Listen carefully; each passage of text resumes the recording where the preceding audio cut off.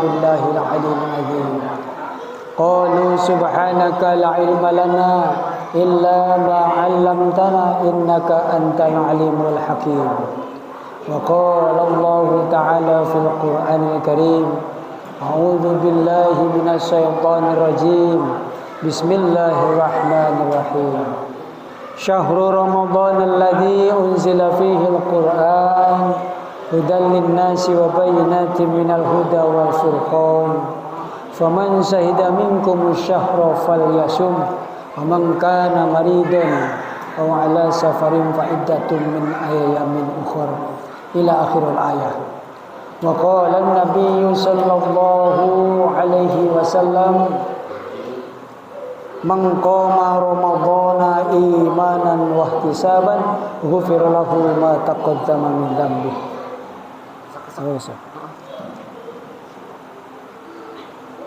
Yang saya hormati Bapak Haji Ali Hanafiyah, yang saya hormati Ibu Hajah Akhirnawati, pengurus Ma'had Al-Islami As-Sofa, Ketua DKM, dan seluruh jamaah baik yang berada di dalam, di belakang maupun juga di luar mushola.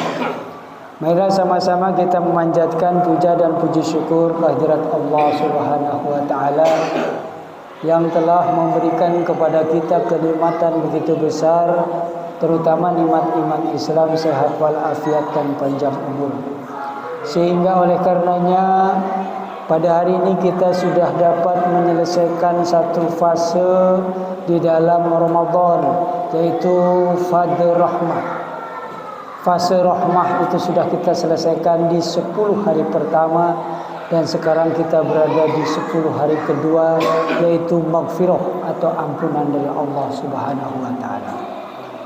Pada malam hari ini kita berada di malam yang ke-17 Ramadan, di mana ada sebuah peringatan yang paling bersejarah bagi kita umat Islam, yaitu turunnya Al-Quran atau disebut dengan nuzulul Quran. Salawat dan salam semoga tetap terlimpah curahkan kepada junjungan kita Nabi besar Muhammad sallallahu alaihi wasallam, keluarga, sahabat dan pengikutnya yang setia sampai dengan akhir zaman. Bapak Ibu yang saya hormati, kita menjadi umat Islam sudah mengimani bahwa Al-Quran itu adalah merupakan kitab suci agama Islam. Apa yang disebut dengan nuzulul Quran, ada yang disebut dengan Lailatul Qadar. Ini kadang-kadang orang sudah kebalik. Nuzulul Quran itu adalah sebuah peristiwa turunnya Al-Quran.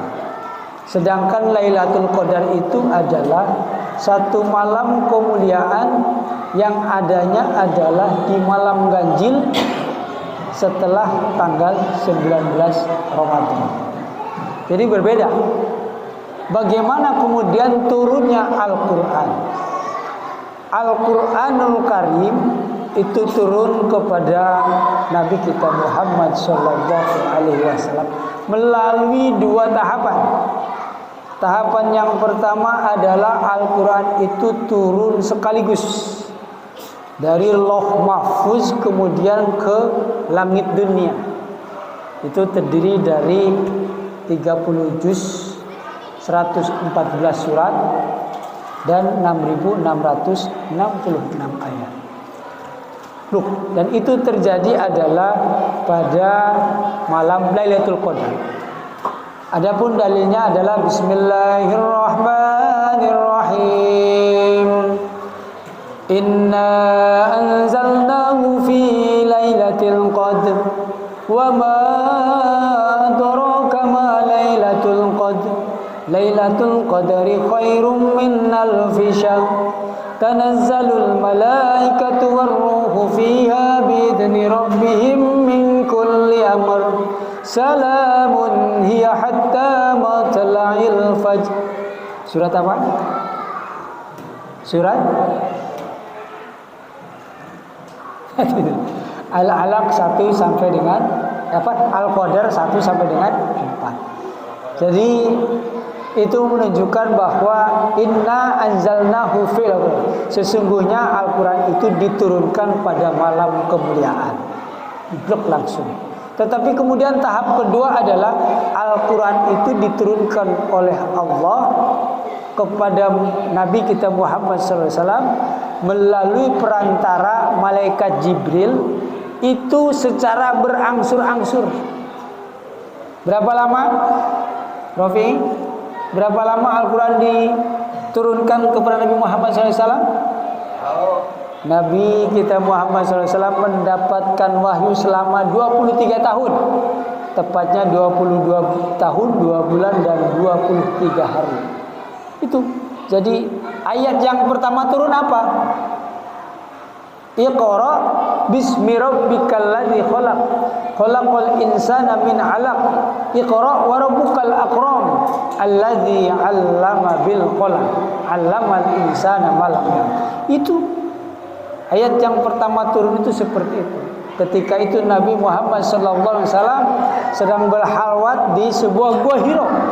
Kemudian datanglah sesosok yang disebut dengan malaikat Jibril dan menyampaikan itu. Ketika itu Nabi Muhammad SAW merasa ketakutan.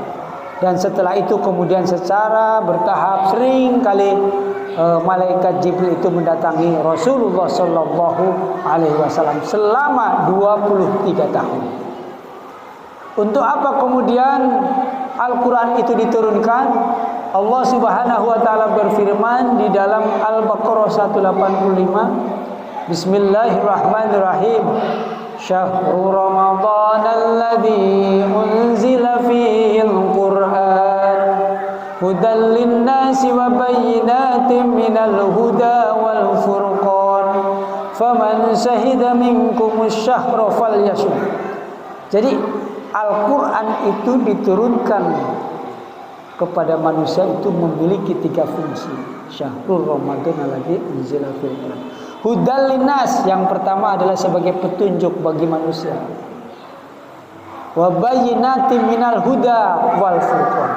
Dan kemudian yang kedua adalah memberikan penjelasan atas petunjuk-petunjuk itu. Dan yang ketiga adalah Al-Furqan. Al-Furqan itu artinya adalah pembeda. Jadi Al-Quranul Karim itu adalah merupakan standarisasi. Misalnya Bang Nesin lagi keluh kesah motornya kena begal. Kembali kepada Allah Subhanahu wa taala bahwa segala sesuatu yang kita miliki itu adalah merupakan titipan Allah. Maka ketika kemudian titipan itu hilang, ya sudah, tidak ada masalah, diambil, nggak ada masalah. Ya kan? Insya Allah pasti akan ada gantinya. Ketika kita ada sedang kesulitan, misalnya Bang Sada segala macam, tidak perlu kita kembali ke dukun, nggak perlu kita itu pergi ke orang pintar segala macam. Cukup kemudian sholat, lalu kemudian kita berdoa kepada Allah Subhanahu wa taala. Insya Allah apapun yang menjadi persoalan kita akan diberikan oleh Allah Subhanahu wa taala. Jadi itu Al-Furqan itu sebagai pembeda. Mana yang baik, mana yang buruk, mana yang hak, mana yang batil. Lalu kemudian juga mana yang halal, mana yang haram, mana yang benar, mana yang salah. Itu adanya adalah di dalam kitab suci Al-Quran. Ma'asyiral muslimin rahimakumullah.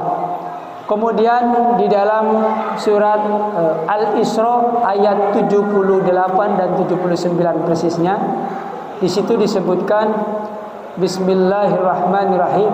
Wa nunazzilu minal Qur'ana ma huwa shifaa'un wa rahmatun lil mu'minin wa la yaziduz zalimina illa khusar.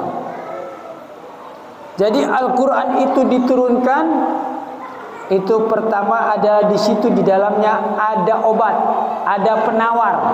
Penawar itu artinya apa? Jawaban atas segala macam pertanyaan, solusi dari setiap macam persoalan. Begitu. Jadi di situ sebetulnya sudah ada di dalam Al-Qur'anul Karim. Kemudian rahmah. Rahmah itu adalah kasih sayang. Itu agama-agama yang lain semuanya memiliki kitab suci, tetapi kitab suci yang betul-betul murni dan dijaga oleh Allah Subhanahu wa taala itu adalah Al-Qur'anul Karim. Bapak, Ibu hadirin yang berbahagia. Satu lagi, bahwa Allah Subhanahu wa taala berfirman di dalam surat Al-Hasr, Bismillahirrahmanirrahim. Itu disebutkan di situ, apabila Al-Qur'an itu diturunkan di atas gunung, maka pasti gunung itu akan tertunduk dan terpecah belah. Dikarenakan apa? Dikarenakan takut kepada Allah Subhanahu wa taala. Kenapa takut? Saking hebatnya Al-Qur'anul Karim. Maka dari itu dalam kesempatan ini mari sama-sama kita kembali kepada kitab suci Al-Qur'anul Karim, karena sesungguhnya Islam itulah agama yang akan memberikan keselamatan dan agama yang akan memberikan kesejahteraan dunia dan akhirat. Caranya seperti apa kita beriman kepada Al-Quranul Karim? Pertama, kita harus bisa membaca Al-Quran dengan baik dan benar sesuai dengan kaidah-kaidah ilmu tajwid. Bang Nesin, sudah bisa baca Quran kan? Sekarang sudah pinter? Bang Udin, sudah semakin bisa. Jadi yang namanya baca Al-Quran itu tidak hanya yang 30 juz itu. Iqra 1, Iqra 2, 3, nggak ada apa-apa, nggak ada masalah ya, karena itu adalah merupakan salah satu cara untuk kita bisa membaca Al-Quran.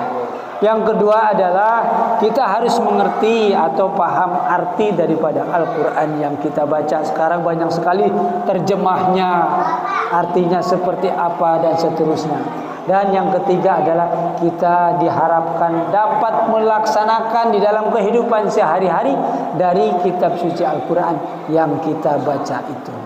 Ini saja yang mungkin dapat saya sampaikan.